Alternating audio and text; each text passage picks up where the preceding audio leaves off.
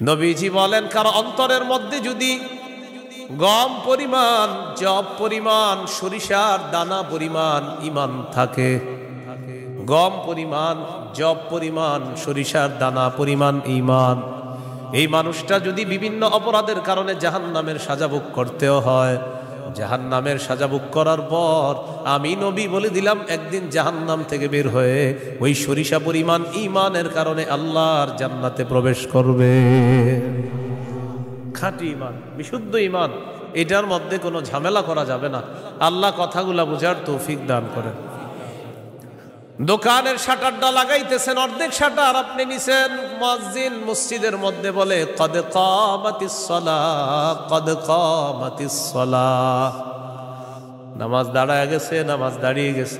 এই টাইমে কাস্টমার এসে কয় 10,000 টাকার সদায় লাগবে, টেনশনে পড়ে গেলেন, নামাজ 10,000, নামাজ 10,000, নামাজ 10,000, পুরাই টেনশনে আছে। আল্লাহ তাআলা বলেন, সম্পদ যেন তোমাদেরকে আল্লাহর থেকে দূরে সরায় না দেয়। নামাজ দাঁড়িয়ে গেছে, আপনি শাটারও লাগাইতেছেন নামাজে যাওয়ার জন্য, আল্লাহ তাআলা বলেন, এই শোনো, সম্পদ যেন আল্লাহর থেকে দূরে সরায় না দেয়। কাস্টমার কয় 10,000, মুয়াজ্জিন কয় কদ কামাতিস সালাহ, টেনশনে পড়ে গেছে, কি করব? সূরা তাহার 132 নম্বর আয়াতে আল্লাহ বলেন, লা নাসআলুকা রিজকা নাহনু নারযুকুকা, নবী আপনার কাছে আমি রিজিক চাই না, আমি আপনারে রিজিক দেই। পরিবারকে নামাজের কথা বলেন, নিজে নামাজ পড়েন। নামাজের পর আল্লাহ তাআলা রিজিকের কথা কেন বললেন? কারণ রিজিকের টেনশনে মানুষ নামাজ থেকে দূরে থাকে। আল্লাহ বলেন, বান্দা তুমি নামাজে যাও, আমি তোমার থেকে রিজিক চাই না, আমি আল্লাহ তোমাকে রিজিক দিয়ে দেই। আল্লাহ তাআলা বলেন, ইন কানা আবাউকুম, যদি তোমাদের মা বাবা, ওয়া আবনাউকুম, যদি তোমাদের সন্তান, ওয়া ইখওয়ানুকুম, যদি তোমাদের ভাই বোন, ওয়া আজওয়াজুকুম, যদি তোমাদের বিবি, ওয়া আশিরাতুকুম, যদি তোমাদের পরিবার আত্মীয় স্বজন, ওয়া আমওয়ালুন ইখতারাফতুমুহা, যদি তোমাদের উপার্জিত সম্পদ, ওয়া তিজারাতুন তাখশাউনা কাসাদাহা, তোমাদের ব্যবসা, যেই ব্যবসায় লস হওয়ার টেনশনে থাকো, ওয়া মাসাকিনু তারদাউনাহা, যে বাসস্থান তোমরা অনেক ভালোবাসো, আহাব্বা ইলাইকুম মিনাল্লাহ ওয়া রাসূলিহি ওয়া জিহাদিন ফি সাবিলি, আল্লাহ তাআলা বলেন, এই 8টা জিনিস যদি আল্লাহ এবং তার রাসূল চাইতে তোমাদের কাছে বেশি প্রিয় হয়, ফাতারাব্বাসু, অপেক্ষা করো, হাত্তা ইয়াতি আল্লাহু বিআমরি, আল্লাহ তাআলা গজব নিয়ে আসার অপেক্ষা করো। বলি নাউযুবিল্লাহ। কি শিখলাম? এই 8 জিনিসের প্রতি আমাদের মহব্বত আছে বেশি। আল্লাহ বলেন, এইগুলা যদি আল্লাহর চেয়ে বেশি মহব্বতের হয়, নবীর চেয়ে বেশি মহব্বতের হয়, তাহলে গজবের অপেক্ষা থাকো। তাহলে কি শিখলাম? এই 8 জিনিসের চাইতে আল্লাহকে বেশি ভালোবাসা, রসুলকে বেশি ভালোবাসতে হবে। আল্লাহ তৌফিক দান করে। এখানে কয় জিনিসের ভালোবাসার কথা হলো? 8 জিনিসের ভালোবাসার কথা। এবার আমার সাথে বলেন, সাধারণত মৌলিকভাবে 2টা জিনিস আমাদেরকে আল্লাহর থেকে দূরে রাখে। 1 সম্পদ, 2 সন্তান। এই 2টা মৌলিকভাবে আমাদেরকে খালি আল্লাহর থেকে গাফেল করে দেয়। সূরা মুনাফিকুনের 9 নম্বর আয়াতে আল্লাহ বলেন, ইয়া আইয়ুহাল্লাযীনা আমানু লা তুলহিকুম আমওয়ালুকুম ওয়ালা আওলাদুকুম আন যিকরিল্লাহ। আল্লাহ তাআলা বলেন, হে ঈমানদারগণ, লা তুলহিকুম আমওয়ালুকুম ওয়ালা আওলাদুকুম, তোমাদের সম্পদ, তোমাদের সন্তান তোমাদেরকে যেন গাফেল করে না দেয়, আন যিকরিল্লাহ, আল্লাহর স্মরণ থেকে যেন গাফেল করে না দেয়। ইন্নাল্লাহু ওয়া রাসূলুহু আহাব্বা ইলাইহি মিম্মা সিওয়াহুমা ওয়া আন ইউহিব্বাল মারআ লা ইউহিব্বুহু ইল্লা লিল্লাহ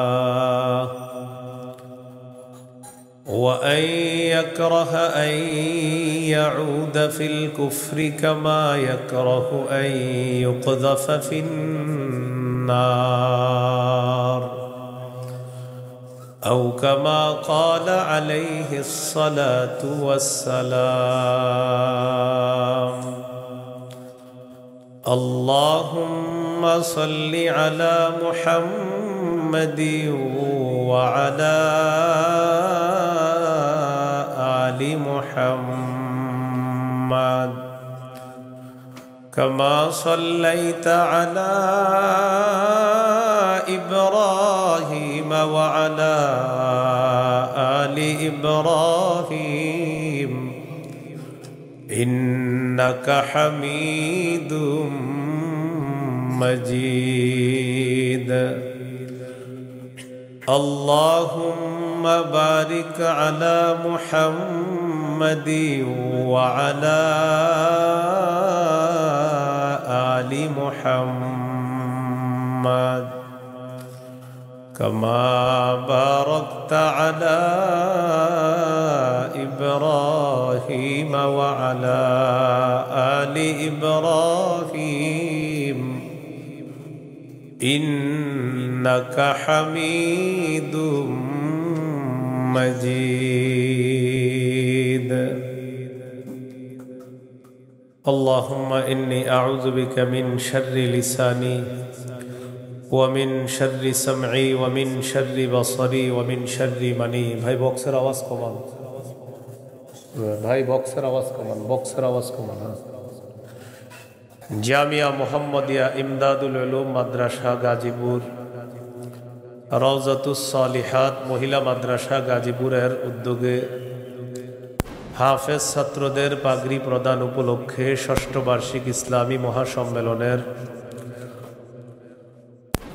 গুরুত্বপূর্ণ আলোচনা পেশ করবেন আল্লামা মুফতি মিজানুর রহমান সাঈদ, প্রতিষ্ঠাতা পরিচালক শায়েখ Zakaria Islamic research centre Dhaka, প্রধান পৃষ্ঠপোষক অত্র জামিয়া। আল্লামা মুফতি আজিম উদ্দিন দামাত বরকাতুহুল আলিয়া, শাইখুল হাদিস জামিয়া নূরিয়া কামরাঙ্গীরচর ঢাকা। গুরুত্বপূর্ণ আলোচনা করবেন মাওলানা হাফিজুর রহমান সিদ্দিক কুয়াকাটা, মোহতামিম জামিয়া তালিমিয়া মাদ্রাসা আদর্শনগর ঢাকা। মুফতি আব্দুল হালিম মুফাসসিরে কোরআন খুলনা, মুফতি উবাইদুল্লাহ বিন সাঈদ ইমাম ও খতিব 22 মাইল কেন্দ্রীয় জামে মসজিদ কোনাবাড়ি গাজীপুর। উপস্থিত হযরত উলামায়ে কেরাম, মুসলমান ভাইরা, আল্লাহ তাআলার দরবারে শুকরিয়া আদায় করছি। ভাই আওয়াজ বাড়ায়েন না, এক তো বক্সের আওয়াজ কমানোর পরে মাইক বাড়াইছেন, আবার বাড়ায়েন না কমান, আওয়াজ কমান পরে বাড়ায়েন, আমার সময় যত পারেন কমান, আরো কমায় দিবেন। হ্যাঁ, উপস্থিত হযরত, ঠিক আছে এবার উপস্থিত হযরত উলামায়ে কেরাম, মুসলমান ভাইরা, আল্লাহ তাআলার দরবারে শুকরিয়া আদায় করছি। আল্লাহ আমাদেরকে এই মাহফিলে উপস্থিত হওয়ার তৌফিক দান করেছেন, বলি আলহামদুলিল্লাহ। আমি আপনাদের সামনে সূরাতুল বাকারার 256 নম্বর আয়াতে কারিমা থেকে কয়েকটি আয়াত তেলাওয়াত করলাম। 256 নম্বর আয়াতে আল্লাহ তাআলা দ্বীনের ব্যাপারে আমাদেরকে দিক নির্দেশনা দিয়েছেন। লা ইকরাহা ফিদ্দীন, দ্বীন গ্রহণ করার ক্ষেত্রে জোর করা যাবে না। কাউকে দ্বীন গ্রহণ করার ক্ষেত্রে, ইসলাম গ্রহণ করার ক্ষেত্রে জোর করা যাবে না। তবে ইসলামের দাওয়াত দেওয়া যাবে, ইসলামের সৌন্দর্যতা তাদের সামনে পেশ করা যাবে। সূরা আলী ইমরানের 19 নম্বর আয়াতে আল্লাহ বলেন, ইন্নাদ-দীনা ইনদাল্লাহিল ইসলাম, নিশ্চয়ই দ্বীন আল্লাহর কাছে ইসলাম। এটা হলো আয়াতের অনুবাদ। নিশ্চয়ই দ্বীন আল্লাহর কাছে ইসলাম, মানে আল্লাহর কাছে একমাত্র দ্বীন হলো ইসলাম। সূরা আলী ইমরানের 85 নম্বর আয়াতে আল্লাহ বলেন, وَمَن يَبْتَغِ غَيْرَ الْإِسْلَامِ دِينًا فَلَن يُقْبَلَ مِنْهُ। যে ব্যক্তি ইসলাম ছাড়া অন্য কোনো দিনকে গ্রহণ করে, অন্য কোনো কিছুকে দিন হিসাবে গ্রহণ করে, ফালাই ইউকবালা মিন, এটা তার থেকে গ্রহণ করা হবে না। কেউ যদি ইসলাম ছাড়া অন্য কোনো কিছুকে দিন হিসাবে গ্রহণ করে, এটা তার থেকে গ্রহণ করা হবে না, মানে ইসলাম ছাড়া অন্য কোনো দিন গ্রহণযোগ্য না। এটা অন্যকে দাওয়াত দিয়ে বোঝানো যাবে। জাহিলি যুগের বন্ধা নারীরা, যাদের সন্তান হয় না, এই জাতীয় নারীরা মানত করলো, আমার যদি ছেলে হয় ছেলের ইহুদি বানাবো। নাউজুবিল্লাহ। কি বানাবে? নাজিবি গোত্রের ইহুদিদেরকে বের করে দেওয়ার জন্য হুকুম আসলো। ইহুদিদের আত্মীয় স্বজন যারা আছে তারা চিন্তা করলো, আমাদের আত্মীয় স্বজন যারা, তাদেরকে মুসলমান বানায়া মদিনায় রেখে দিই।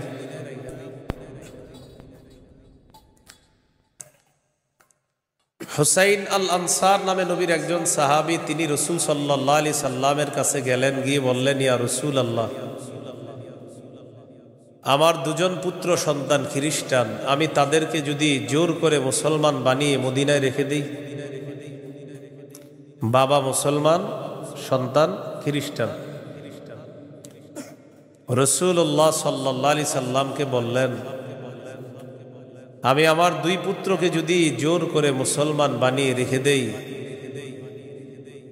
তখন আল্লাহ তাআলা সূরা বাকারার 256 নম্বর আয়াত নাজিল করলেন, লা ইকরাহা ফিদ্দীন। ইসলাম গ্রহণ করার ক্ষেত্রে জোর করা যাবে না। কদ তাবায়্যানার রুশদু মিনাল গাই। হেদায়েত স্পষ্ট হয়ে গিয়েছে গুমরাহি থেকে, পথভ্রষ্টতা থেকে। কোনটা হেদায়েত, কোনটা গুমরাহি, এটা মানুষের কাছে স্পষ্ট। এই কথা আল্লাহ কেন বললেন? হেদায়েত মানুষের সামনে এখন স্পষ্ট, এখন যদি মানুষ গ্রহণ না করে, এটা তার হতভাগা হওয়ার লক্ষণ। যদি সে গ্রহণ করে, এটা তার সৌভাগ্য, সে একজন সৌভাগ্যবান। সে সৌভাগ্যবান হওয়ার লক্ষণ হবে যদি হেদায়েত গ্রহণ করে। জোর করে বলা যাবে না তুমি মুসলমান হতেই হবে। ফামান ইয়াকফুর বিত-তাগুতি ওয়া ইউমিন বিল্লাহ ফাকাদ ইসতামসাকা বিল উরওয়াতিল ওয়াসকা লা ইনফিসামা লাহা। হেদায়েত স্পষ্ট হয়ে যাওয়ার পরেও যারা তাগুতকে অস্বীকার করবে,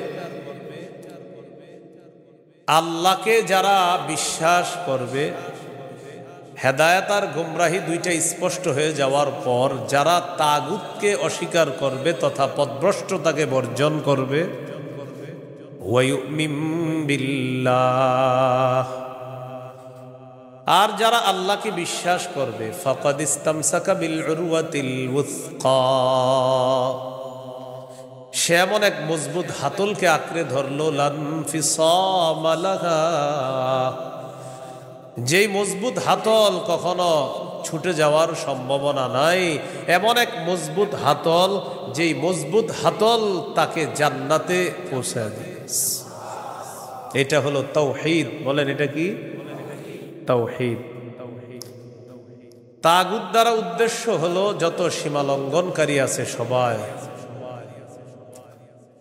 আল্লাহ তাআলা বলেন, ফামান ইয়াকফুর বিত-তাগুতি ওয়া ইউমিন বিল্লাহ, যারা তাগুতকে অস্বীকার করবে আর আল্লাহকে বিশ্বাস করবে, ফাকাদ ইসতামসাকা বিল উরওয়াতিল ওয়াসকা লা ইনফিসামা লাহা, তারা এমন এক মজবুত হাতল আঁকড়ে ধরলো যেটা ছুটে যাওয়ার সম্ভাবনা নাই, বিচ্ছিন্ন হওয়ার সম্ভাবনা নাই।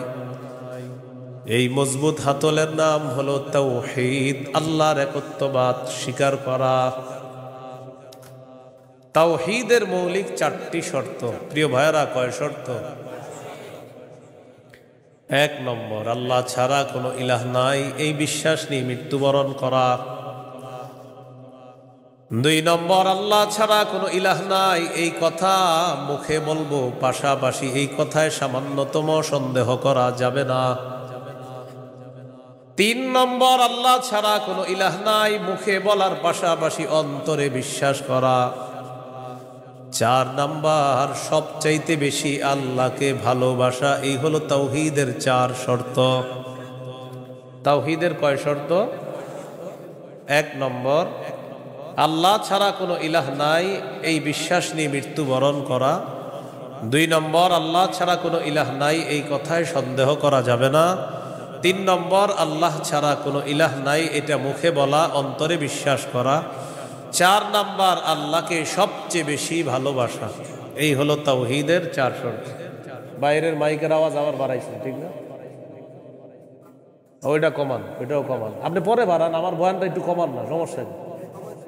বুঝে না কিছু, মানে আমি এটা আপনার জন্য ভালো। আরো বুঝে না, এর কথা হলো ফাটাইতে হবো, বুঝতে হবো আমার মাইক এরকম এরকম। আমি তো বলছি না খারাপ, আমি বলছি খারাপ, আমি তো ভালোই বলছি। তা আমি বয়ান করতে সামনে দাওয়াত দিয়ে না, আর এত মাইক লাগাইলে। কিন্তু বারবার মাহফিলে বলি, মাইক কম হবে ওই মাহফিলে দাওয়াত অটোমেটিক পাবেন, বেশি মাহফিল মাইক হবে আর দাওয়াত পাবেন না। সোজা হিসেবে আমার বয়ানে মাইক কম থাকতে হবে, এটা আমি আলাদা বিষয়। মাইক যত কম হবে, যদি আবেদন করেন যে হুজুর মাইক 2টা, তো দেখবেন আর দাওয়াত আগে দিব আপনাকে। মাইক বেশি লাগাবেন, আমার পাবেন না, সোজা হিসাব। মাইক কমাইতে হবে আমার বয়ানে কারো যেন কোনো ক্ষতি না হয়, মাথায় রাখবেন। তাওহীদের 4টা শর্ত। 1 নম্বর, আল্লাহ ছাড়া কোনো ইলাহ নাই এই বিশ্বাস নিয়ে মৃত্যুবরণ করা। 2 নম্বর, আল্লাহ ছাড়া কোনো ইলাহ নাই এই কথায় সামান্য সন্দেহ করা যাবে না। 3 নম্বর, আল্লাহ ছাড়া কোনো ইলাহ নাই এটা মুখেও বলা, অন্তরে বিশ্বাস করা। 4 নম্বর, আল্লাহকে সবচেয়ে বেশি ভালোবাসা। 1 নম্বর শর্ত, আল্লাহ ছাড়া ইলাহ নাই এই বিশ্বাস নিয়ে মৃত্যুবরণ করা। সহিহ বুখারীর 26 নম্বর হাদিস। এই হাদিসের বর্ণনাকারী উসমান রাদিয়াল্লাহু তাআলা তিনি বলেন, عن عثمان رضي الله تعالى عنه قال قال رسول الله صلى الله عليه وسلم من مات وهو يعلم أنه لا إله إلا الله دخل الجنة। নবীজি বলেন, কেউ যদি এই বিশ্বাস নিয়ে মারা যায় আল্লাহ ছাড়া কোনো ইলাহ নাই, আমি নবী বলে দিলাম দাখালাল জান্নাহ, সে জান্নাতে প্রবেশ করবে। সহিহ বুখারীর বর্ণনা 1237 নম্বর হাদিস, 1237। জিবরিল আমিন নবীর কাছে আসছে, আসার পর বললেন, বাশির উম্মাতাকা আন্নাহু মান মাতা মিন উম্মাতিক লা ইউশরিকু বিল্লাহি শাইআ দাখালাল জান্নাহ। জিবরিল আমিন আসছে, আসার পর বলে, ইয়া রাসূলুল্লাহ, আপনার উম্মতের মধ্যে যারা শিরিক না করে মারা যাবে, আল্লাহ তাআলা আমাকে পাঠিয়েছে আপনাকে বলার জন্য, শিরিক করা ছাড়া যারা মারা যাবে আপনি ওই উম্মতকে জান্নাতে প্রবেশের সুসংবাদ জানায়া দেন। বুঝে আসছেন সবার? তাহলে 1 নাম্বার, আল্লাহ ছাড়া কোনো ইলাহ নাই এই বিশ্বাস নিয়ে মৃত্যুবরণ করা। একদিন এক ফেরেশতা নবীজির কাছে আসছে। নবীজি সাল্লাল্লাহু আলাইহি সাল্লাম বলেন, আতানি আতিম মির রাব্বি ফাখায়্যারানি বাইনা আন ইউদখিলা নিসফা উম্মতি আল জান্নাহ ওয়া বাইনা আশ-শাফাআহ। নবী বলেন, একজন ফেরেশতা আমার কাছে আসছে, আসার পর আমাকে 2টি বিষয়ের স্বাধীনতা দিয়েছে, যে কোনো একটা গ্রহণ করার জন্য। ফেরেশতা আমাকে বলল, হাবিব, আপনি যদি চান আপনার অর্ধেক উম্মত আপনি জান্নাতে নিতে পারবেন, আর যদি চান আপনি সুপারিশ করতে পারবেন, তবে 2টি গ্রহণ করা আপনার জন্য। এই সুযোগ আপনি পাবেন না, যে কোনো একটি গ্রহণ করতে হবে। হয়তো অর্ধেক উম্মত জান্নাতে নিবেন, না হয় আপনি সুপারিশ গ্রহণ করবেন। আমাদের নবী বলেন ইখতারতুশ শাফাআ, আমি সুপারিশ করাটাই আল্লাহর থেকে গ্রহণ করে নিলাম। বলেন তবে, বলেন সবাই বলেন তবে। এই সুপারিশ শুধু তারাই পাবে যারা শিরিক করবে না। নবীজি বলেন ওয়াহিয়া লিমান লা ইউশরিকু বিল্লাহি শাইআ, আমার সুপারিশ শুধু তারাই পাবে যারা আল্লাহর সাথে শিরিক করবে না, তারাই শুধু আমার সুপারিশ পাবে, অন্যরা কিন্তু আমার সুপারিশ পাবে না। সহিহ বুখারীর বর্ণনা ৯৯ নম্বর হাদিসে আল্লাহর নবীর সাহাবী আবু হুরায়রা রাদিয়াল্লাহু তাআলা আন নবীকে প্রশ্ন করলেন, মান আসআদুন নাসি বিশাফাআতিকা ইয়াউমাল কিয়ামাতি ইয়া রাসূলুল্লাহ। হুজুর, কিয়ামতের ময়দানে আপনার সুপারিশের মাধ্যমে কোন ব্যক্তি সবচেয়ে সৌভাগ্যবান হবে আমাকে একটু বলেন। নবীজি বললেন, আবু হুরায়রা, আমি জানতাম তোমার আগে এই প্রশ্ন আমাকে কেউ করবে না। লিমা রাআইতু মিন হিরসিকা আলাল ইলম, ইলমের প্রতি তোমার যে আগ্রহ, বিদ্যার প্রতি তোমার যে আগ্রহ, আমি জানতাম তোমার আগে এই প্রশ্ন আমাকে কেউ করবে না, তুমি যেই প্রশ্নটা করছো। তো যেহেতু তুমি প্রশ্নটা করেই ফেলছো, উত্তরটা নাও। আসাদুন নাসি বিশাফাআতি ইয়াউমাল কিয়ামাতি মান ক্বালা লা ইলাহা ইল্লাল্লাহ খালিসাম মিন কিবালি নাফসি। কোন ব্যক্তি যদি দিল থেকে বলে লা ইলাহা ইল্লাল্লাহ আর এই বিশ্বাস নিয়ে যদি মারা যায়, কিয়ামতের ময়দানে আমার সুপারিশের মাধ্যমে এই ব্যক্তি সবচাইতে সৌভাগ্যবান বান্দা হয়ে যাবে। কি শিখলাম বলেন? লা ইলাহা ইল্লাল্লাহ। তিরমিজির বর্ণনা ৩৫৯২ নম্বর হাদিস। ক্বালা রাসূলুল্লাহ সাল্লাল্লাহু আলাইহি ওয়াসাল্লাম, মা আবদুন ক্বালা লা ইলাহা ইল্লাল্লাহ মুখলিসান কাত্তু ইল্লা ফুতিহাত লাহু আবওয়াবুস সামাই হাত্তা তুফজিয়া ইলাল আরশ। নবীজি বলেন, কোন বান্দা যদি একবার ইখলাসের সাথে লা ইলাহা ইল্লাল্লাহ পাঠ করে, আল্লাহর আসমানের সবগুলা দরজা খুলে দেওয়া হয়, তার লা ইলাহা ইল্লাল্লাহ যেন আরশ পর্যন্ত পৌঁছে যায়। তাওহীদের কয় শর্ত ভুলে গেছে? কয় শর্ত? ১ নম্বর, আল্লাহ ছাড়া ইলাহ নাই, এই বিশ্বাস নিয়ে মরতে হবে। ২ নম্বর, আল্লাহ ছাড়া কোনো ইলাহ নাই, এই কথায় সামান্য সন্দেহ করা যাবে না।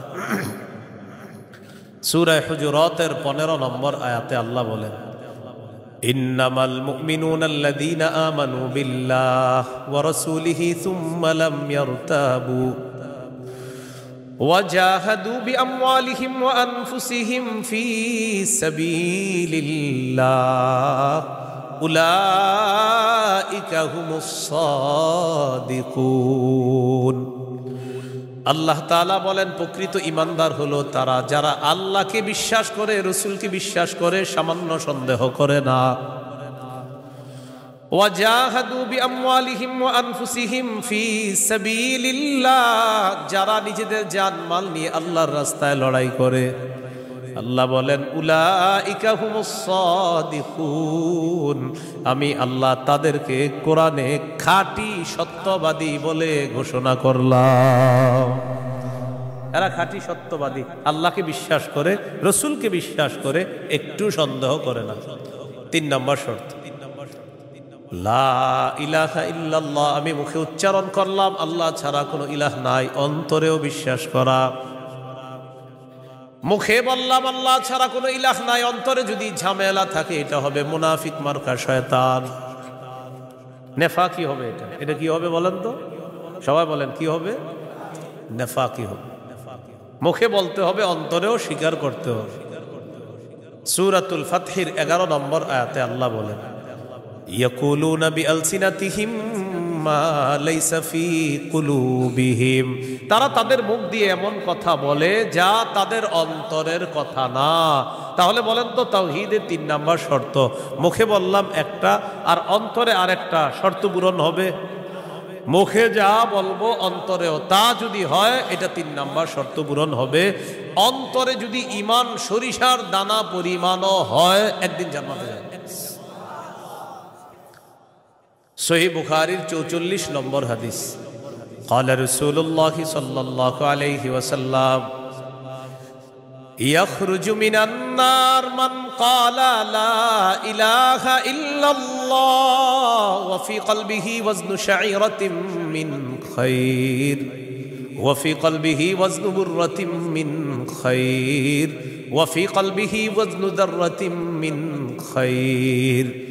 নবীজি বলেন, কারো অন্তরের মধ্যে যদি গম পরিমাণ, জব পরিমাণ, সরিষার দানা পরিমাণ ঈমান থাকে, গম পরিমাণ, জব পরিমাণ, সরিষার দানা পরিমাণ ঈমান, এই মানুষটা যদি বিভিন্ন অপরাধের কারণে জাহান্নামের সাজা ভোগ করতেও হয়, জাহান্নামের সাজা ভোগ করার পর আমি নবী বলে দিলাম, একদিন জাহান্নাম থেকে বের হয়ে ওই সরিষা পরিমাণ ঈমানের কারণে আল্লাহর জান্নাতে প্রবেশ করবে। খাঁটি ঈমান, বিশুদ্ধ ঈমান, এটার মধ্যে কোনো ঝামেলা করা যাবে না। আল্লাহ কথাগুলা বুঝার তৌফিক দান করেন। ৪ নাম্বার শর্ত, সবচেয়ে বেশি আল্লাহকে ভালোবাসো। বলেন, কাকে ভালোবাসো? সবাই আমার সাথে বলেন, সাধারণত বলেন। আমরা ৮টি জিনিসকে বেশি ভালোবাসি। ৮ জিনিসের প্রতি আমাদের মহাব্বত খুব বেশি। এই ৮ জিনিসের চাইতেও আল্লাহকে, রসুলকে বেশি ভালোবাসতে হবে। কয় জিনিসের প্রতি টান আছে বেশি? ৮ জিনিসের কথা আল্লাহ বলছে সূরা তাওবা ২৪ নম্বর আয়াত। আমি প্রথম আয়াতটা পড়ি, এরপর অনুবাদ করব, আমরা সবাই গণব। আল্লাহ তাআলা বলেন, কুল ইন কানা আবাউকুম ওয়া আবনাউকুম ওয়া ইখওয়ানুকুম ওয়া আজওয়াজুকুম ওয়া আশীরাতুকুম ওয়া আমওয়ালুন ইকতারাফতুমুহা ওয়া তিজারাতুন তাখশাউনা কাসাদাহা ওয়া মাসাকিনু তারদাউনাহা আহাব্বা ইলাইকুম মিনাল্লাহি ওয়া রাসূলিহি ওয়া জিহাদিন ফি সাবিলিহি ফাতারাব্বাসু হাত্তা ইয়াতিয়াল্লাহু বিআমরি। কত? আল্লাহ তাআলা বলেন, ইন কানা আবাউকুম, যদি তোমাদের মা বাবা, ওয়া আবনাউকুম, যদি তোমাদের সন্তান, ওয়া ইখওয়ানুকুম, যদি তোমাদের ভাই বোন, ওয়া আজওয়াজুকুম, যদি তোমাদের বিবি, ওয়া আশীরাতুকুম, যদি তোমাদের পরিবার আত্মীয় স্বজন, ওয়া আমওয়ালুন ইখতারাফতুমুহা, যদি তোমাদের উপার্জিত সম্পদ, ওয়া তিজারাতুন তাখশাউনা কাসাদাহা, তোমাদের ব্যবসা, যেই ব্যবসায় লস হওয়ার টেনশনে থাকো, ওয়া মাসাকিনু তারদাউনাহা, যে বাসস্থান তোমরা অনেক ভালোবাসো, আহাব্বা ইলাইকুম মিনাল্লাহ ওয়া রাসূলিহি ওয়া জিহাদিন ফি সাবিলি। আল্লাহ তাআলা বলেন, এই ৮টা জিনিস যদি আল্লাহ এবং তার রাসূল আর চাইতে তোমাদের কাছে বেশি প্রিয় হয়, ফাতারাব্বাসু, অপেক্ষা করো, হাত্তা ইয়াতিয়াল্লাহু বিআমরি, আল্লাহ তাআলা গজব নিয়ে আসার অপেক্ষা করো। বলি নাউযুবিল্লাহ। কি শিখলাম? এই ৮ জিনিসের প্রতি আমাদের মহব্বত আছে বেশি। আল্লাহ বলেন, এইগুলা যদি আল্লাহর চেয়ে বেশি মহব্বতের হয়, নবীর চেয়ে বেশি মহব্বতের হয়, বেশি মহব্বতের হয়, তাহলে গজবের অপেক্ষা থাকো। তাহলে কি শিখলাম? এই ৮ জিনিসের চাইতে আল্লাহকে বেশি ভালোবাসা, রসুলকে বেশি ভালোবাসতে হবে। আল্লাহ তৌফিক দান করেন। এখানে কয় জিনিসের ভালোবাসার কথা হলো? ৮ জিনিসের ভালোবাসার কথা। এবার আমার সাথে বলেন, সাধারণত মৌলিকভাবে 2টা জিনিস আমাদেরকে আল্লাহর থেকে দূরে রাখে। ১ সম্পদ, 2 সন্তান। এই 2টা মৌলিকভাবে আমাদেরকে খালি আল্লাহর থেকে গাফেল করে দেয়। সূরা মুনাফিকুনের ৯ নম্বর আয়াতে আল্লাহ বলেন, ইয়া আইয়ুহাল্লাযীনা আমানু লা তুলহিকুম আমওয়ালুকুম ওয়ালা আওলাদুকুম আন যিকরিল্লাহ। আল্লাহ তাআলা বলেন, হে ঈমানদারগণ, লা তুলহিকুম আমওয়ালুকুম ওয়ালা আওলাদুকুম, তোমাদের সম্পদ, তোমাদের সন্তান, তোমাদেরকে যেন গাফেল করে না দেয়, আন যিকরিল্লাহ, আল্লাহর স্মরণ থেকে যেন গাফেল করে না দেয়। দোকানের শাটারটা লাগাইতেছেন, অর্ধেক শাটার আপনি নিছেন, মুয়াজ্জিন মসজিদের মধ্যে বলে কদ কামাতিস সালাহ, কদ কামাতিস সালাহ, নামাজ দাঁড়ায় গেছে, নামাজ দাঁড়িয়ে গেছে। এই টাইমে কাস্টমার এসে কয় 10,000 টাকার সদায় লাগবে, টেনশনে পড়ে গেলেন, নামাজ 10,000, নামাজ 10,000, নামাজ 10,000, পুরাই টেনশনে আছে। আল্লাহ তাআলা বলেন সম্পদ যেন তোমাদেরকে আল্লাহর থেকে দূরে সরায় না দেয়। নামাজ দাঁড়িয়ে গেছে, আপনি শাটারও লাগাইতেছেন নামাজে যাওয়ার জন্য, আল্লাহ তাআলা বলেন এই শোনো, সম্পদ যেন আল্লাহর থেকে দূরে সরায় না দেয়। কাস্টমার কয় 10,000, মুয়াজ্জিন কয় কদ কামাতিস সালাহ, টেনশনে পড়ে গেছে, কি করব? সূরা তাহার 132 নম্বর আয়াতে আল্লাহ বলেন লা নাসআলুকা রিজকা নাহনু নারযুকুকা, নবী আপনার কাছে আমি রিজিক চাই না, আমি আপনারে রিজিক দেই। পরিবারকে নামাজের কথা বলেন, নিজে নামাজ পড়েন। নামাজের পর আল্লাহ তাআলা রিজিকের কথা কেন বললেন? কারণ রিজিকের টেনশনে মানুষ নামাজ থেকে দূরে থাকে। আল্লাহ বলেন বান্দা তুমি নামাজে যাও, আমি তোমার থেকে রিজিক চাই না, আমি আল্লাহ তোমাকে রিজিক দিয়ে দেই। সম্পদ আল্লাহর থেকে দূরে রাখে। আর হলো সন্তান, সারাদিন কান্নাকাটি করে না, যেই জোহর নামাজে রওনা করবেন ওই টাইমে কয় আমি চিপস খাবো, সারাদিন কানবে না। যখন নামাজে যাবেন তখন এক দুনিয়ার যত কিছু আছে সব খাইতে মন চায়, ইবলিস এসে খোঁচায় কয়টা কয়টা কয়টা। আপনি তখন বুদ্ধি করে কি করবেন, ওইটারে প্যাম্পাস পরায় মসজিদের এক কোনায় নিয়ে বসায় তুমি বসে থাকেন, বসে থাকেন, বুঝেন নাই? আর ইবলিস রে বলবেন ইবলিস তুমি যেই ঝামেলাটা আমার সাথে ডেলি নামাজের সময় করো, এই ঝামেলা করে কাজ হবে না। কারণ নামাজের সময় তুই যতবার আমার সন্তানরে খোঁচাবি, ওরে ততবার কাঁধে করে মসজিদে নিয়ে যাবো। প্যাম্পাস পরা ওটারও নিয়ে যাবেন মসজিদে, নিয়ে পাশে বসায় রাখবেন। ইবলিস বুঝা ফেলবে না এই রে খোঁচায় লাভ না, এরে খোঁচাইলে এই সন্তানও নামাজি বানায় ফেলবে। সুবহানাল্লাহ। সম্পদ সন্তান আল্লাহর থেকে আমাদেরকে দূরে রাখে। প্রিয় ভাইয়েরা, এই দুই জিনিস যেন আমাদের মধ্যে এত মহব্বত গালেব না হয় যে এই দুই জিনিস এত পরিমাণ মহব্বত করতে গেলাম, আল্লাহকে ভুলে গেলাম, রসুলকে ভুলে গেলাম, আখেরাত ভুলে গেলাম। এমনটা ভালোবাসি, সন্তান ভালোবাসি, মা ভালোবাসি, বাবা ভালোবাসি, ঠিক, কিন্তু এর চেয়ে বেশি ভালোবাসি আল্লাহ। এই হলো আল্লাহকে সবচেয়ে, তাওহীদের কয় শর্ত? 4 নাম্বার। সবচেয়ে বেশি কাকে ভালোবাসা? আল্লাহকে, রসুলকে সবচেয়ে বেশি ভালোবাসা, আল্লাহকে এরপর রসুলকে সবচেয়ে বেশি ভালোবাসা। সহিহ বুখারীর বর্ণনা 16 নম্বর হাদিস, ক্বালা রাসূলুল্লাহ সাল্লাল্লাহু আলাইহি ওয়াসাল্লাম সালাসুন মান কুন্না ফীহি ওয়াজাদা হালাওয়াতাল ঈমান। নবীজি বলেন 3টা বৈশিষ্ট্য যদি কারো মধ্যে থাকে, সে অন্তরের মধ্যে ঈমানের স্বাদ আস্বাদন করতে পারবে।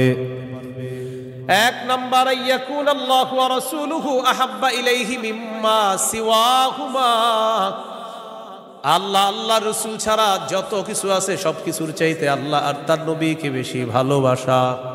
2 নাম্বার, ওয়া আইয়ুহিব্বাল মারআ লা ইউহিব্বুহু ইল্লা লিল্লাহ। কোন মুসলমানকে শুধুমাত্র আল্লাহর জন্য ভালোবাসা। 3 নাম্বার, আইয়াকরাহা আইয়াউদা ফিল কুফরি কামা ইয়াকরাহু আইয়ুকযাফা ফিন্নার। আগুনের মধ্যে পুড়ে যাওয়া যেমন অপছন্দ, তেমনি ভাবে কুফরি করাটাও এমন অপছন্দ হওয়া। কোটি কোটি টাকা আপনার সামনে রাখা হলো আর বলা হলো আগুনে পুড়ে মারা যাও, আপনি তখন জবাব দিবেন আপনার কি মাথা খারাপ? আগুনে পুড়ে যদি আমি মারা যাই, তুই কোটি টাকা দিয়ে আমি গুরমুখী। এবার আপনাকে বলা হলো কোটি কোটি টাকা দেওয়া হবে, তুমি কুফরি করো, আপনি জবাব দিবেন কোটি টাকার বিনিময়ে যেমন দুনিয়ার আগুনে পুড়তে চাই না, তেমনি ভাবে কোটি টাকার বিনিময়ে কুফরি করে জাহান্নামের আগুনেও পুড়তে চাই না। নবীজি বলেন কারো মধ্যে যদি এমন অনুভূতি থাকে আগুনে পুড়ে যাওয়া তার অপছন্দ, তেমনি ভাবে কুফরি করাটাও তার কাছে অপছন্দের, আল্লাহ তাআলা তার অন্তরের মধ্যে ঈমানের স্বাদ তৈরি করে দিবেন, ঈমানের স্বাদ দিবেন। তো এই 3টার মধ্যে একটা হলো আল্লাহকে বেশি ভালোবাসা। বলেন তো তাওহীদের কয় শর্ত? এক নম্বর আল্লাহ ছাড়া কোনো ইলাহ নাই, এই বিশ্বাস নিয়ে মৃত্যুবরণ করা। 2 নম্বর আল্লাহ ছাড়া কোনো ইলাহ নাই, এটার মধ্যে একটুও সন্দেহ করা যাবে না। 3 নম্বর আল্লাহ ছাড়া কোনো ইলাহ নাই, এটা মুখে বলা, অন্তরে স্বীকার করা, বিশ্বাস করা। 4 নম্বর আল্লাহকে সবচেয়ে বেশি ভালোবাসা। এই 4 শর্ত পূরণ করে আমরা যেন কবরে যেতে পারি, আল্লাহ তাআলা তৌফিক দান করেন। এরপরে আল্লাহ বলেন ওয়াল্লাহু সামিউন আলিম, আল্লাহ সর্বশ্রোতা সর্বজ্ঞানী। এটা হলো সূরা বাকারার 256 নম্বর আয়াত। এখন আপনাদেরকে 56 নম্বর আয়াত থেকে জিজ্ঞাসা করতে চাই, একটা হলো তাগুতের দল আর একটা হলো আল্লাহর দল। দুনিয়াতে মৌলিকভাবে মানুষের দল 2টা, একটা হলো হিজবুল্লাহ আল্লাহর দল, আর একটা হিজবুশ শয়তান শয়তানের দল। এই 2 দল মৌলিকভাবে মানুষের মধ্যে সূরা মুজাদালায় 2 দলের কথা আছে। তো এই 2 দলের মধ্যে আমরা কার দলে থাকবো, আল্লাহর দলে না শয়তানের দলে? আল্লাহর দলে আমরা যারা থাকবো, আল্লাহ আমাদের অভিভাবক হয়ে যাবে। এই কথাটা আল্লাহ সূরা বাকারার 257 নম্বর আয়াতে বলতেছে। মন দিয়ে শুনেন কি বল, আল্লাহু ওয়ালিয়ুল্লাযীনা আমানু, যারা ঈমানদার তাদের অভিভাবক আল্লাহ। সুবহানাল্লাহ। আপনারা মাঝে মাঝে এমনি দোয়া করতে পারেন না, আল্লাহ আপনি আমার অভিভাবক, আল্লাহ আপনি অভিভাবক। আল্লাহ সূরা বাকারা 257 নম্বর আয়াতে বলছেন আপনি আমার অভিভাবক। আল্লাহ আমি তো সমস্যায় আছি, আমারে সমাধান করে দাও। এইভাবে বলতে হবে, আল্লাহ আপনি বলছেন আপনি আমার অভিভাবক, আল্লাহ আপনি আমার সমস্যা সমাধান করে দেন। এইভাবে আল্লাহকে বলতে হবে। আল্লাহু ওয়ালিয়ুল্লাযীনা আমানু, আল্লাহ বলেন যারা ঈমানদার তাদের অভিভাবক হলেন আল্লাহ। ইউখরিজুহুম মিনাজ যুলুমাতি ইলান নূর, আল্লাহ তাআলা অভিভাবক ঈমানদারদেরকে অন্ধকার থেকে বের করে আলোর দিকে আল্লাহ তাআলা নিয়ে যায়। ওয়াল্লাযীনা কাফারু আউলিয়াউহুমুত তাগুত, আর যারা কাফের তাদের অভিভাবক হলো শয়তান। বলেন তো ঈমানদারের অভিভাবক কে, কাফেরের অভিভাবক কে? উলাইকা আসহাবুন নারি হুম ফিহা খালিদুন, আল্লাহ বলেন যারা তাগুতের অনুসারী তারা চিরস্থায়ীভাবে জাহান্নামে থাকবে। বলি নাউজুবিল্লাহ। তাগুত বলা হয় যত সীমা লঙ্ঘনকারী আছে, জালেম, সব তাগুত। এই তাগুত এটা পুরুষ হোক আর মহিলা হোক, এই তাগুত যারা এরা জালেম অথবা জালেমা, সব তাগুত। তবে কষ্টের বিষয় আর দুঃখের বিষয়, আমরা বারবার এক তাগুত ছেড়ে আরেক তাগুতকে ধরি। এক তাগুত ছেড়ে আরেক তাগুতকে কি করি? ধরি। কেন ধরি জানেন? বৃষ্টি থেকে বাঁচার জন্য ঝর্ণা নিচে এসে দাঁড়ায় আর কি। কোথায় দাঁড়াই? বাঁচার জন্য কি থেকে কোথায় এসে দাঁড়াই? এক তাগুতকে ছেড়ে আরেক তাগুত ধরা, মানে বৃষ্টি থেকে বাঁচার জন্য ঝর্ণার নিচে এসে দাঁড়ায়। ভাই কিছু ঘটনাকে ঝর্ণার নিচে কেন? আর বললেন না বাইরে বৃষ্টি, তো এনে কি? এই জন্য মনে রাখবেন, শত্রু এটা কখনো বন্ধু হবে না। এরে আপনি যতই মনে করেন বন্ধু, এই শত্রু সব সময় শত্রু। সূরা মাঈদার 51 নম্বর আয়াতে আল্লাহ বলে দিয়েছেন। এবার আল্লাহ তাআলা কি বলে দেখেন, সূরা বাকারার 257 নম্বর আয়াতগুলো, 258 নম্বর আয়াতে আল্লাহ তাআলা এবার আমাদের আকীদা বিশুদ্ধ করবে। কি বিশুদ্ধ করবে বলেন তো? দুনিয়াতে আমাদের অভিভাবক কে? বেঁচে আছি কে বাঁচিয়ে রাখছেন? মৃত্যু দিবেন কে? মৃত্যুর পর জীবিত করবেন কে? এই আকীদাটা এখন আল্লাহ তাআলা সংশোধন করবে যে শোনো, আমি তোমাদেরকে বাঁচিয়ে রাখছি, মৃত্যুর পর আমি জিন্দা করব, কিন্তু এখানে কোনো সন্দেহ করবা না। এই আকীদা 258, 259, 260 এই 3 আয়াতের মধ্যে আল্লাহ আমাদেরকে আকীদা দিয়ে দিবেন। দুনিয়াতে যেমন তোমাদেরকে রাখছি আমি, আখিরাতেও তোমাদেরকে আবার পুনরুত্থান করব, এই ক্ষমতাও আমি আল্লাহর। সূরা বাকারা 258, 259, 260 দেখেন কি বলে। ألم تر إلى الذي حاج إبراهيم في ربه أن آتاه الله الملك إذ قال إبراهيم ربي الذي يحيي ويميت قال أنا أحيي وأميت قال إبراهيم فإن الله يأتي بالشمس من المشرق فأت بها من المغرب فبهت الذي كفر والله لا يهدي القوم الظالمين। নবী আপনি কি দেখেন নাই, ওই ব্যক্তির ব্যাপারে চিন্তা করেন নাই যে ব্যক্তি ইব্রাহিম নবীর সাথে তার রবের ব্যাপারে ঝগড়া করেছে, যেই রব তাকে রাজত্ব দান করেছে ওই রবের ব্যাপারে লোকটা ঝগড়া করেছে ইব্রাহিম নবীর সাথে। আল্লাহ তাআলা বলেন এই ব্যক্তি হলো বাবেল শহরের বাদশাহ নমরুদ। ইব্রাহিম নবীর সাথে ঝগড়া লাগছে, এই কারণে নমরুদকে আল্লাহ তাআলা রাজত্ব দান করছে। রাজত্ব পাওয়ার পর নমরুদ কয় আমি খোদা। ইব্রাহিম নবী বললেন আমার রব রব্বি আল্লাযী ইহয়ী ওয়া ইউমীত, আমার রব হলেন তিনি যিনি জীবন দেয়, যিনি মৃত্যু দান করেন। নমরুদ পাল্টা জবাব দিয়ে বলে ক্বালা আনা উহয়ী ওয়া উমীত, আমিও তো জীবন দেই আমিও তো মৃত্যু দেই। নাউজুবিল্লাহ। হ্যাঁ, ইব্রাহিম নবী বললেন রব তিনি যিনি জীবন দেয় মৃত্যু দেয়। নমরুদ কথা আমিও তো জীবন দিই মৃত্যু দিই। তো ইব্রাহিম নবী তাহলে কি করতে হবে? আমারও রব মানো, কারণ আমিও জীবন দিই মৃত্যু দিই। ইব্রাহিম নবী বললেন কিভাবে? জেলখানা থেকে দুইজন আসামি ধরে আনছে, একজনকে মেরে ফেলছে আর একজনকে ছেড়ে দিছে। মারার পর বলে এই যে দেখো আমি মৃত্যু দিলাম, ছেড়ে দেওয়ার পর বলে এই যে দেখো আমি জীবন দিলাম। কি ইন্টারন্যাশনাল পদ্ধতির জীবন মৃত্যু! হ্যাঁ, দুইজনকে ধরে আনছে, একটাকে হত্যা করছে আর একটাকে ছেড়ে দিছে। হত্যা করার পর বলে দেখো জীবন দিলাম মৃত্যু দিলাম, জীবন দিলাম কিভাবে, আর একটাকে ছেড়ে দিছে। এটা ছেড়ে দেওয়ার পর বলছে আমি তাকে জীবন দিলাম। আপনারা বলেন এটা কি জীবন মৃত্যু? ইব্রাহিম নবী চিন্তা করলেন এরে এমন এক কথা বলে আটকাইতে হবে যেই কথার পরে আর ঝগড়া করবে না। قال إبراهيم فإن الله يأتي بالشمس من المشرق فأت بها من المغرب। ইব্রাহিম নবী বললেন আমার রব আল্লাহ প্রতিদিন সূর্য পূর্ব দিক থেকে উঠায়, তুমি পশ্চিম দিক থেকে উঠায় দাও। তুমিও তো রব, তোমার দাবি অনুযায়ী। নাউজুবিল্লাহ। ফাবুহিতাল্লাযী কাফার, আল্লাহ তাআলা বলেন যে ঝগড়া করছে নমরুদ কাফের, ধরাশয়ী হয়ে গেল, ঝগড়ায় হেরে গেল। মুফাসসিরিনে কেরাম বলেন নমরুদ পাল্টা বলতে পারতো ইব্রাহিম আমি সূর্য পশ্চিম দিক থেকে উঠাতে পারবো না, তোমার রব আল্লাহ প্রতিদিন পূর্ব দিক থেকে সূর্য উঠায়, আমি তো পারবো না। তুমি তোমার রব আল্লাহকে বলো সূর্যটা যেন পশ্চিম দিক থেকে উঠায় দেখা দেয়। মুফাসসিরিনে কেরাম বলেন নমরুদ বুঝে শুনেই পাল্টা চ্যালেঞ্জ দেয় নাই। কেন দেয় নাই?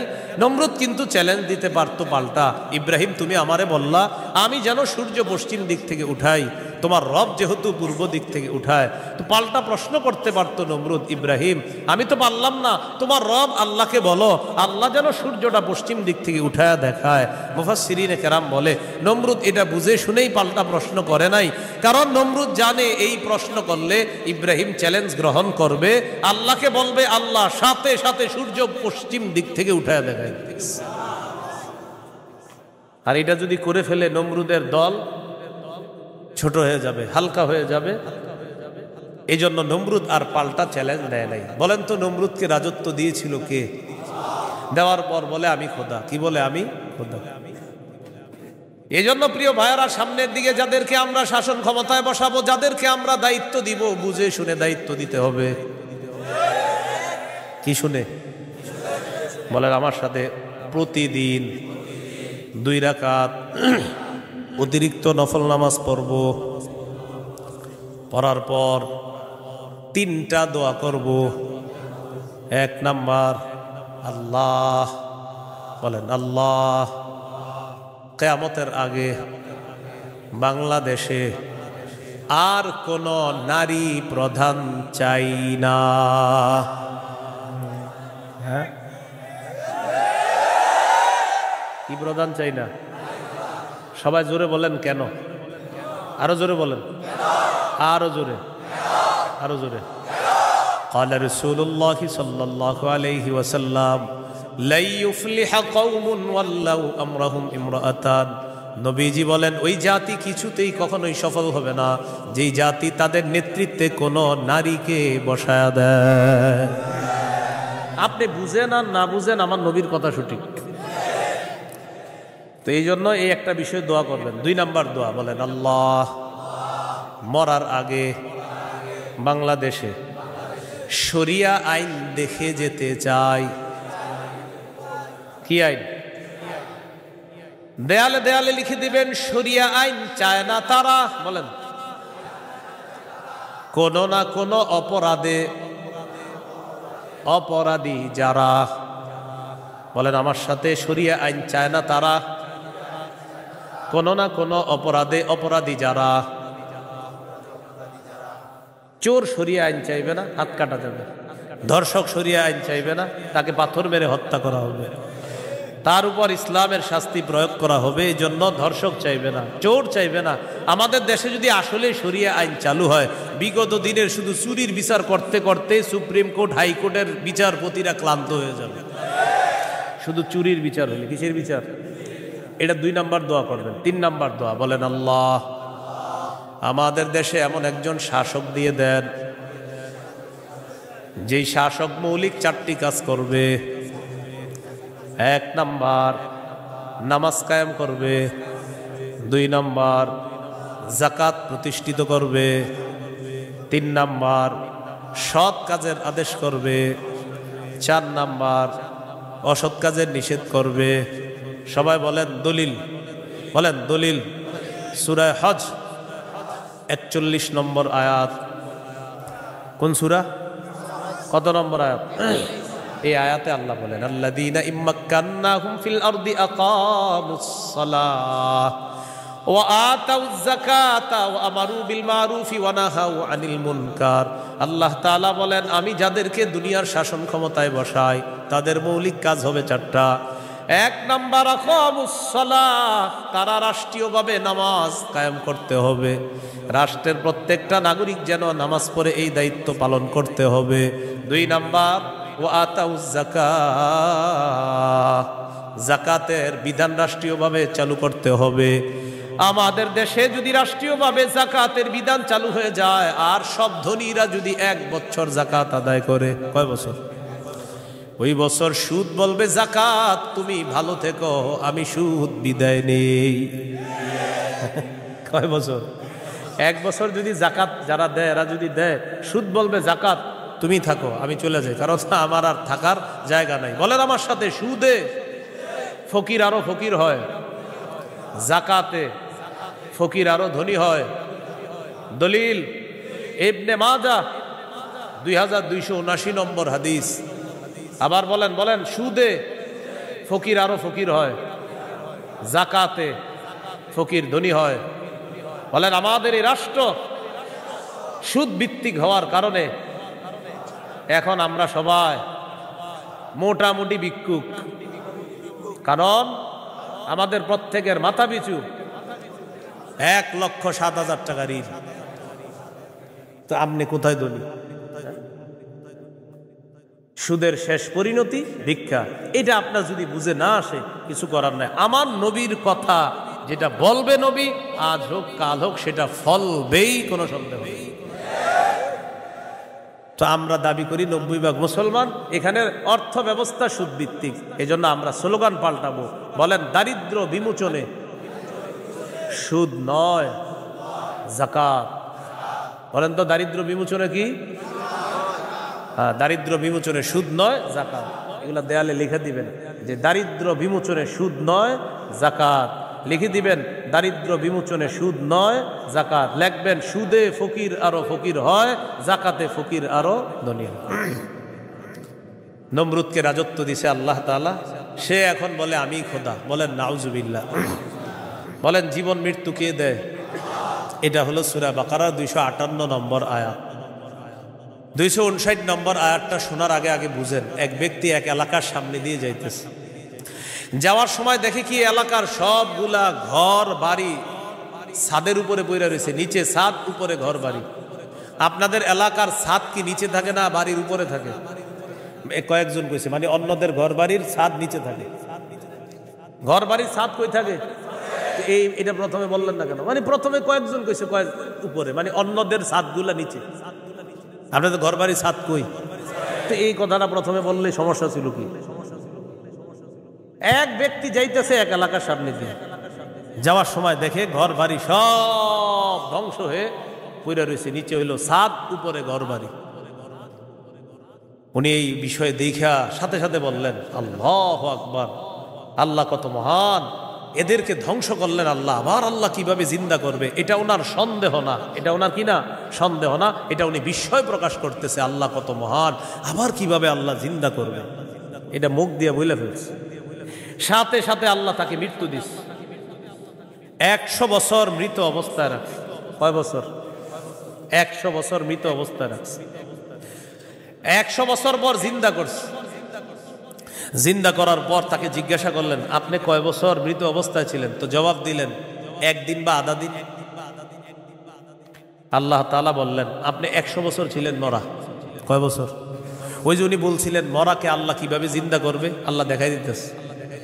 আপনার খানা পানির দিকে তাকান তো তাকাইছে, খানা পানির দিকে তাকায় দেখে খানা পানি পচে নাই। সুবহানাল্লাহ। কয় বছর? এবার আপনার গাদার দিকে তাকান তো তাকাইছে গাদার দিকে, গাদাটার কি অবস্থা দেখে কি গাদা পচে গলে মরে মাটির সাথে মিশে গেছে। আল্লাহ তাআলা বুঝায়, এই জন্যই তো আমি আল্লাহ। সুবহানাল্লাহ। এবার আল্লাহ তাআলা বললেন, দেখেন গাদার অস্থিগুলা মাটির সাথে মিশে গেছে, আমি এগুলারে উঠাই। তো হাড্ডি উঠাইছে, উঠানোর পর এটার উপরে আল্লাহ গোস্তের প্রলেপ দিয়ে এটার মধ্যে প্রাণ সঞ্চার করে আবার গাদা জিন্দা করে দিচ্ছে। বলেন মৃতকে জিন্দা করে কে? এই কথাটাই আল্লাহ তাআলা বলেন, আও কাল্লাযী মাররা আলা ক্বরিয়াতি ওয়া হিয়া খাফিয়াতুন আলা উরুশিহা। অথবা নবী আপনি কি ওই ব্যক্তির ব্যাপারে চিন্তা করেন নাই যে ব্যক্তি এক এলাকার সামনে দিয়ে গেছে, যাওয়ার সময় দেখে এলাকার সবগুলা ঘর বাড়ি ছাদের উপর পড়া, এর মানে ঘর বাড়িগুলা সব ধ্বংস।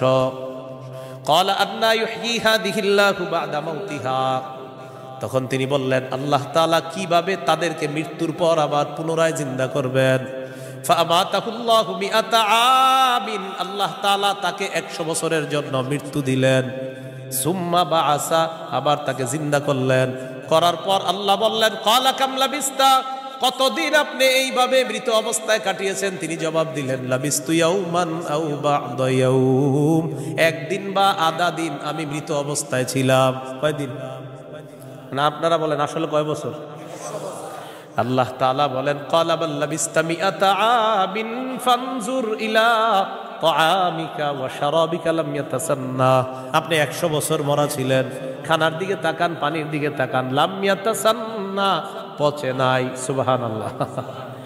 ওয়ানজুর ইলা হিমারিকা, গাদাটার দিকে তাকান, গাদার দিকে তাকাইছে, তাকায় দেখে পচে গলে মাটির সাথে মিশে গেছে। আল্লাহ তাআলা বলেন, জানেননি কেন আপনাকে আমি মৃত্যু দিলাম, আবার 100 বছর পর আপনাকে আমি কেন জিন্দা করলাম? ওয়ালিনাজআলাকা আয়াতাল লিন্নাস, আমি আপনাকে দুনিয়ার মানুষের সামনে নিদর্শন হিসাবে রেখে দিলাম যে দেখো আমি আল্লাহ মৃতকে জিন্দা করি, এর দৃষ্টান্ত দুনিয়াতেই দেখায়া দিলাম। কয় বছর মৃত্যু রাখছে, এরপরে আল্লাহ আবার উঠেছে। এবার আল্লাহ বললেন, অনজুর ইলাল ইযামি কাইফা নুনশিজুহা, ওই যে আপনার গাদার অস্থিগুলা মাটির সাথে মিশে গেছে, দেখেন কিভাবে আমি উত্থিত করি। সুম্মা নাকসুহা লাহমা, এরপর দেখেন কিভাবে গোস্তের পোশাক হাড্ডিগুলার উপর পড়ায়া দেই। আল্লাহ গোস্তের পোশাক পরায়া প্রাণ সঞ্চার করে গাদা আবার জিন্দা করে। এবার তিনি বললেন, মানে কে? ওই যে যিনি বলছিলেন 100 বছর আগে আল্লাহ কিভাবে জিন্দা করবে, তখন তিনি বললেন, ক্বালা আ'লামু আন্নাল্লাহা আলা কুল্লি শাইইন কাদির। আমি বুঝতে পারছি, আমি জানি আল্লাহ সবকিছুর উপর ক্ষমতাবান। বলেন সবকিছুর উপর ক্ষমতাবান কে? 100 বছর মৃত রাইখা আবার জিন্দা করার ক্ষমতা কার? এখন আমি কি আপনাদেরকে বলছি লোকটাকে? এই লোকটাকে বলছি? বলি নাই। এলাকা কোনটা এটাও বলছি? বলি নাই। কোরআনে এলাকার নামও আসে নাই, ওই ব্যক্তির নামও আসে নাই। তবে মুফাসসিরিনে কেরাম বলেন এই ব্যক্তি যে একজন নবী ছিলেন এতে সন্দেহ নেই। উনি একজন কি ছিলেন? নবী ছিলেন, এতে কোনো সন্দেহ নেই। এটা হলো মুফাসসিরিনে কেরামের বক্তব্য। মুআররিখিন যারা আছে, ঐতিহাসিকগণ, তারা বলেন আগে পরে গবেষণা করলে বোঝা যায় তিনি ছিলেন উযাইর আলাইহিস সালাম। কোন নবী? অথবা বলেন, অথবা আরমিয়া আলাইহিস সালাম, এটা একজন নবীর নাম। তাহলে ওই জনপদের সামনে দিয়ে যিনি গিয়েছেন তিনি একজন নবী ছিলেন, এই ব্যাপারটা স্পষ্ট। তবে তিনি কোন নবী ছিলেন, উজাইর নবী না আরমিয়া নবী, এই ব্যাপারে ঐতিহাসিকগণ বলেন তিনি হয়তো উজাইর নবী, না হয় আরমিয়া আলাইহিস সালাতু ওয়াস সালাম। এখন এলাকা, এটা কোন এলাকা? ঐতিহাসিকগণ বলেন এলাকাটা বাইতুল মুকাদ্দাসের বুখতে নসর যে এলাকা দখল করেছিল, ওই বুখতে নসরের এলাকাটা ইতিহাস গবেষণা করলে বোঝা যায় ওই এলাকাটা আল্লাহ ধ্বংস করার পর তখন ওই নবী এলাকার সামনে দিয়ে গিয়েছিলেন। তাহলে এলাকার নাম সরাসরি কোরআনে নাই, এলাকার নাম সরাসরি হাদিসে নাই, নবীর নাম সরাসরি কোরআনে নাই, নবীর নাম সরাসরি হাদিসে নাই। মুফাসসির এবং ঐতিহাসিকগণ গবেষণা করে বলেন আগা গোড়া এটা গবেষণা করলে বোঝা যায় নবী ছিলেন হযরত উজাইর অথবা আরমিয়া, আর এলাকাটা ছিল বাইতুল মুকাদ্দাস। এই হলো সূরা বাকারার 259 নম্বর আয়াত। সূরা বাকারার 260 নম্বর আয়াত। এই আয়াতেও আল্লাহ আমাদের আকীদা স্বচ্ছ করবে যে দেখো দুনিয়াতে আমি তোমাদেরকে জিন্দা রাখছি, আবার আমি মৃত্যু দিব, আবার তোমাদেরকে পুনরুত্থান করব, এই ক্ষমতা। বিসমিল্লাহির রহমানির রহিম। আল্লাহুম্মা লাকাল হামদু ওয়া লাকাশ শুকর। সূরা বাকারা 260 নম্বর আয়াত আল্লাহ বলেন وَإِذْ قَالَ إِبْرَاهِيمُ رَبِّ أَرِنِي كَيْفَ تُحْيِي الْمَوْتَى قَالَ أَوَلَمْ تُؤْمِنْ قَالَ بَلَى وَلَكِنْ لِيَطْمَئِنَّ قَلْبِي قَالَ فَخُذْ أَرْبَعَةً مِنَ الطَّيْرِ فَصُرْهُنَّ إِلَيْكَ ثُمَّ اجْعَلْ عَلَى كُلِّ جَبَلٍ مِّنْهُنَّ جُزْءًا ثُمَّ ادْعُهُنَّ يَأْتِينَكَ سَعْيًا وَاعْلَمْ أَنَّ اللَّهَ عَزِيزٌ حَكِيمٌ। স্মরণ করুন ওই সময়কে যখন ইব্রাহিম নবী বললেন রব্বি আরিনি কাইফা তুহিল মাউতা, আল্লাহ আপনি আমাকে দেখান আপনি কিভাবে মৃতকে জিন্দা করেন। আল্লাহ তাআলা বললেন ক্বালা আওয়ালাম তুমিন, ইব্রাহিম আপনি কি বিশ্বাস করেন না? ইব্রাহিম নবী জবাব দিলেন ক্বালা বালা ওয়ালাকিন লিয়াতমাইন্না কলবি, আল্লাহ অবশ্যই বিশ্বাস করি, তবে আমার অন্তরের প্রশান্তির জন্য আমি জানতে চাই আল্লাহ আপনি কিভাবে মৃতকে জিন্দা করেন। ভাই 259 আর 260 নম্বর আয়াতে একটা বিষয় কিন্তু মনে রাখেন, আমি আবার বারবার বলতেছি কথাটা।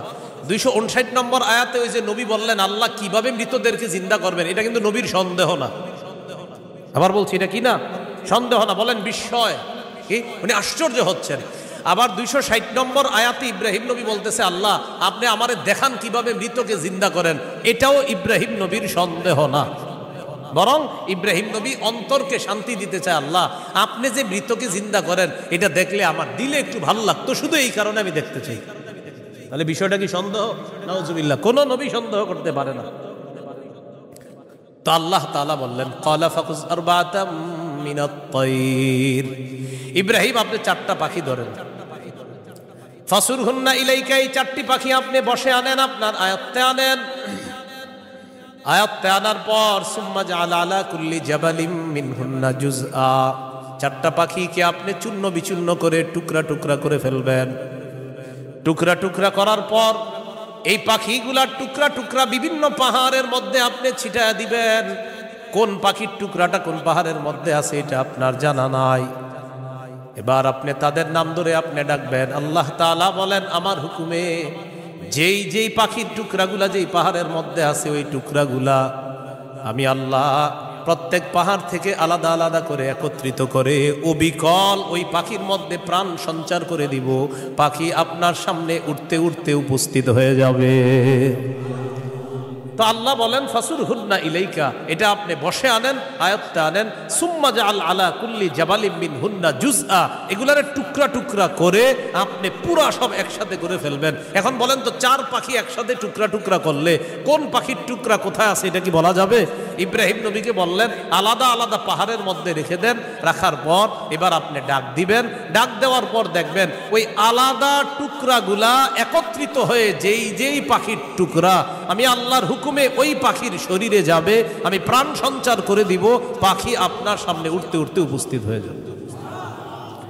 শেষে আল্লাহ বলেন ওয়ালাম, জেনে রাখেন আল্লাহ আজিজুন হাকিম, আল্লাহ মহাপরাক্রমশালী, আল্লাহ মহাপ্রজ্ঞাময়। 3টি বিষয়। 1 নাম্বার বলেন আল্লাহর কাছে মনোনীত ধর্মের নাম কি? ইসলাম। ইসলামের দাওয়াত অন্যের সামনে দেওয়া যাবে কিনা? যাবে। ইসলাম গ্রহণে কাউকে কি জোর করা যাবে? আচ্ছা, 2 নম্বর, মৌলিকভাবে মানুষের দল কয়টা? 2টা। একটা কার দল? আল্লাহর দল। আরেকটা কার দল? শয়তান। ইমানদারের অভিভাবক কে? কাফেরদের অভিভাবক কে? শয়তান। 3 নম্বর, আমাদেরকে দুনিয়াতে জীবিত রাখছে কে? মৃত্যু দিবে কে? মৃত্যুর পর আবার জিন্দা করবেন কে? এই 3টি বিষয় সূরা বাকারার 256 থেকে 260 নম্বর আয়াত পর্যন্ত আমরা জানলাম। আল্লাহ তাআলা আমাদের সকলকে আকীদা বিশুদ্ধ করে স্বচ্ছ করে আমরা যেন মরা। 2 নম্বর, আল্লাহ ছাড়া কোনো ইলাহ নাই, সন্দেহ করা যাবে না। 3 নম্বর, আল্লাহ ছাড়া কোনো ইলাহ নাই, এটা মুখে বলা, অন্তরে বিশ্বাস করা। 4 নম্বর, আল্লাহ ছাড়া কোনো ইলাহ নাই, এই কথা তখন প্রমাণ হবে যদি আমি সবচেয়ে বেশি আল্লাহকে ভালোবাসি। বলেন তো কয় জিনিসকে সাধারণত বেশি ভালোবাসি আমরা? 8 জিনিস। এই 8 জিনিস থেকেও কাকে বেশি ভালোবাসতে হবে? আল্লাহ। আল্লাহ তাআলা আমাদের সকলকে আজকের সূরা বাকারার 256 থেকে 60 নম্বর আয়াত পর্যন্ত মূল 3টি কথা ছিল। 1 নাম্বার, আল্লাহর কাছে মনোনীত ধর্ম ইসলাম, এটা গ্রহণ করতে হবে, বাকি গ্রহণ করার ক্ষেত্রে কাউকে জোর করা যাবে না। 2 নাম্বার, একটা শয়তানের দল, একটা আল্লাহর দল। আল্লাহর দলের অভিভাবক আল্লাহ, শয়তানের দলের অভিভাবক মানে যারা, তাদের অভিভাবক হলো শয়তান। তাগুত যারা ইহুদি খ্রিস্টান, তাদের অভিভাবক হলো শয়তান। 3 নাম্বার, আল্লাহ জীবিত রাখছে, আল্লাহ মৃত্যু দিবেন, আল্লাহ আবার জিন্দা করবেন। এই আকীদা, বিশুদ্ধ স্বচ্ছ আকীদা নিয়ে যেন আমরা কবরে যেতে পারি, আল্লাহ তাআলা তৌফিক দান করেন। সুবহানাল্লাহি ওয়া বিহামদিহি, সুবহানাকাল্লাহুম্মা ওয়া বিহামদিকা, আশহাদু আল্লা ইলাহা ইল্লা আনতা, আস্তাগফিরুকা ওয়া আতুবু ইলাইক। আমিন ওয়া আখিরু দাওয়ানা আলহামদুলিল্লাহি রাব্বিল আলামিন। আসসালামু আলাইকুম।